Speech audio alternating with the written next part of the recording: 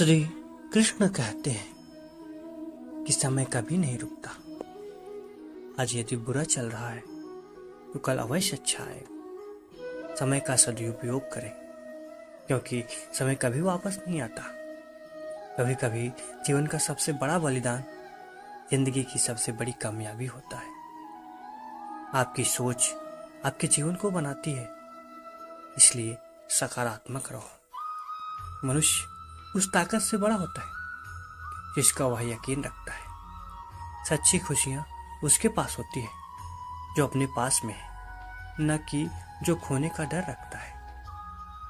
कभी हार न मानो, क्योंकि विफलता तभी आती है जब हार मान लेते हैं। समृद्धि का मार्ग धैर्य और मेहनत से भरपूर होता है। सफलता का रहस्य यह है कि आपको जो काम करना है वह करो और इसमें पूरी मेहनत करो। आपका आत्मसंयम और आत्मविश्वास आपके लक्ष्य की ओर बढ़ने में मदद करता है। अपनी ऊर्जा को चिंता करने में खत्म करने से बेहतर है इसका उपयोग समाधान ढूंढने में किया जाए। जिंदगी की हर सुबह कुछ शर्तें लेकर आती है और जिंदगी की हर शाम कुछ तजुर्बे देकर जाती है।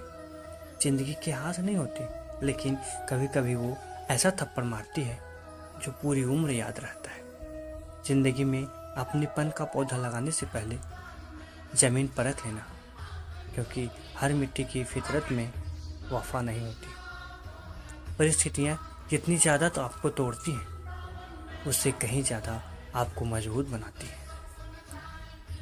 समय रहते खुद को बदल लेना चाहिए। जब समय हमें बदलता है तो बहुत तकलीफ होती है। सही फैसला लेना काबिलियत नहीं है, फैसला लेकर उसे सही साबित करना काबिलियत है। महाभारत काल की बात है।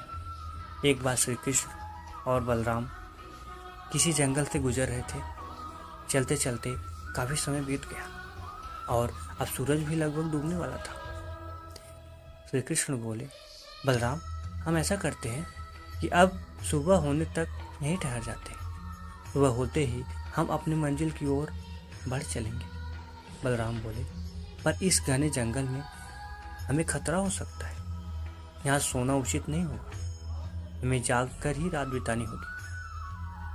अच्छा, हम ऐसा करते हैं कि पहले मैं सोता हूँ और तब तक तुम पहरा देते रहो, और फिर जैसे ही तुम्हें नींद आए तो मुझे जगा देना।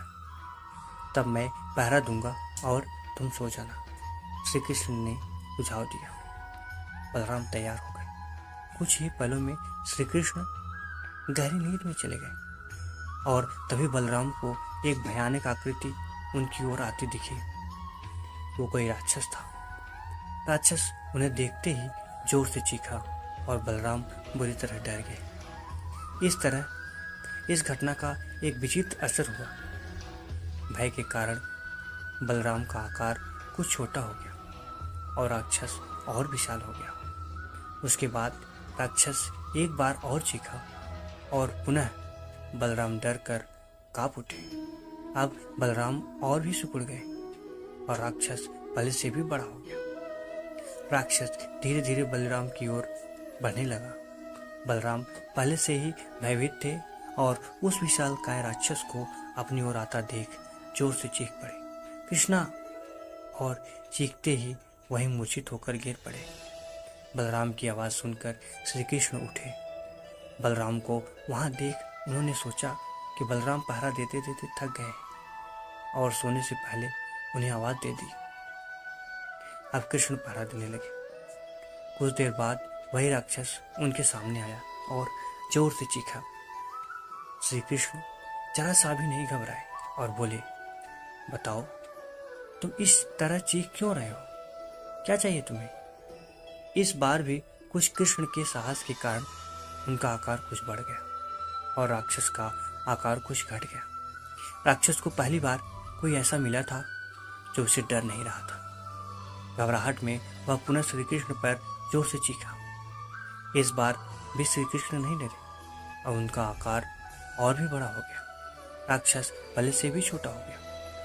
एक आखिरी प्रयास में राक्षस पूरी ताकत से चीखा, पर श्री कृष्ण मुस्कुराए और फिर से बोले, बताओ तुम्हें क्या चाहिए।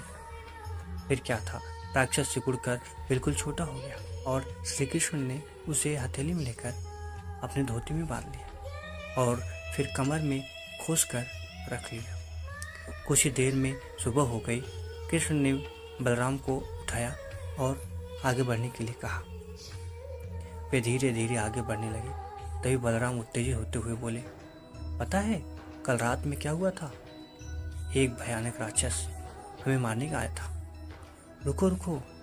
बलराम को बीच में ही टोकते हुए कृष्ण ने अपनी धोती में बंधा राक्षस निकाला और बलराम को दिखाते हुए बोले, नहीं तुम इस राक्षस की बात तो नहीं कर रहे हो? हाँ ये वही है, पर कल जब मैंने इसे देखा था तो ये बहुत बड़ा था, ये इतना छोटा कैसे हो गया? बलराम आश्चर्यचकित होकर बोले।